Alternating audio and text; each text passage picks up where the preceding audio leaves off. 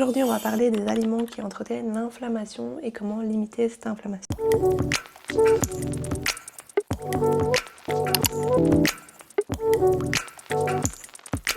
Hello, moi c'est Zaline, je suis diététicienne, je suis spécialisée dans la santé de la femme et le bien-être. L'inflammation silencieuse, qu'est-ce que c'est? Quand on parle d'inflammation silencieuse, on parle de quoi?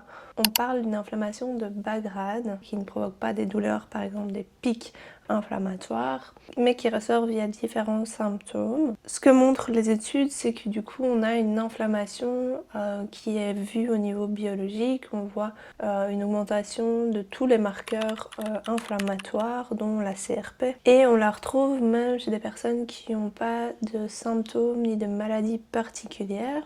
Quand on parle d'inflammation, beaucoup de femmes imaginent des douleurs, des choses très marquantes qu'on peut voir au niveau physique.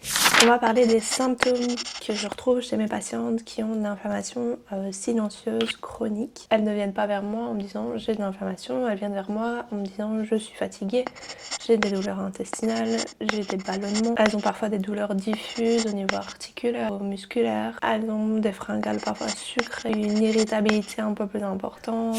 Premièrement, on va parler du sucre et de l'impact sur l'inflammation. Souvent, on pointe du doigt le fait de manger un dessert sucré, de manger des sucreries, mais on oublie aussi tout ce qui est sucre caché. Les aliments qui peuvent être vraiment considérés comme sucrés et qu'on n'a pas l'habitude, c'est par exemple les boissons sucrées type jus de fruits, même pressés maison. Il y a une grosse quantité de liquide sucré à devoir gérer par l'organisme. Les produits dits healthy, les biscuits sans sucre, les céréales du matin type spécial K, hyper sucré, les sauces, tous ces aliments qu'on n'a pas l'impression qu'ils sont sucrés, mais qui apportent quand même du sucre. Après, les produits raffinés, l'excès de sucre raffiné, vous vous en doutez, ces aliments vont avoir bien sûr un impact sur cette inflammation. Ce qui se passe au niveau de notre physiologie, en mangeant des aliments très sucrés comme un jus de fruits pressé maison, on va avoir un pic de glycémie, une augmentation de la production d'insuline et donc une surproduction si ça arrive de manière régulière. Le corps va être en stress, il va produire des radicaux libres qui eux vont activer la voie de l'inflammation.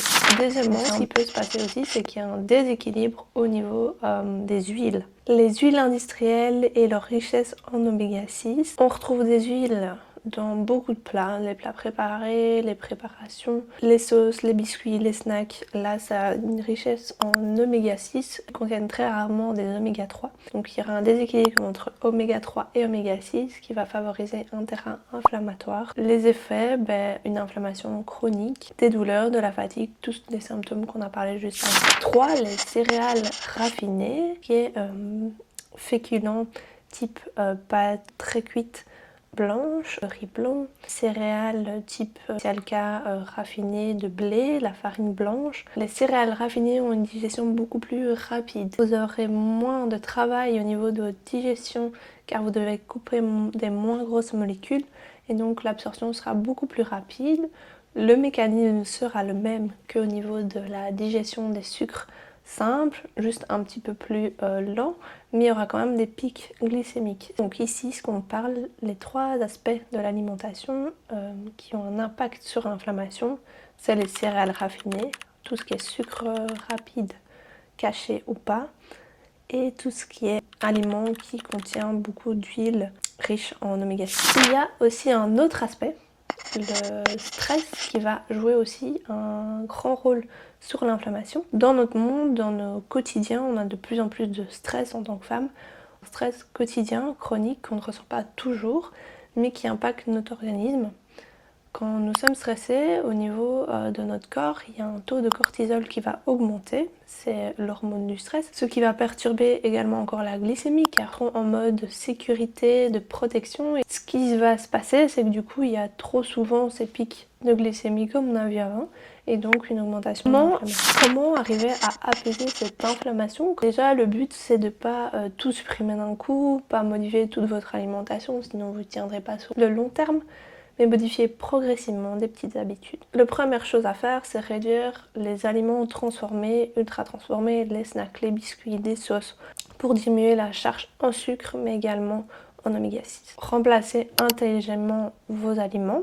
Par exemple, remplacez votre pâte trop cuite par des pâtes complètes. remplacer vos huiles riches en oméga 6 et remplacer par des huiles riches en oméga 3 comme l'huile de colza, l'huile de noix, l'huile de lin. Diminuer votre apport en sucre caché, prendre plutôt des fruits à la place des jus de fruits. Le but c'est pas de transformer complètement votre alimentation du jour au lendemain, c'est pas de vous supprimer toutes les sources de sucre raffiné ou toutes les sources de produits transformés, juste réguler, diminuer au maximum pour aider votre corps à être moins en état inflammatoire. Jouez aussi sur la partie de stress, vous aider par une complémentation, vous aider par un suivi psychologique peut-être, ou également par des séances de méditation. Prendre le temps de jouer sur cette partie de stress pour diminuer votre taux inflammatoire. Pour la prochaine vidéo, je vais vous parler des 10 aliments qui peuvent réduire l'inflammation à incorporer dans votre alimentation.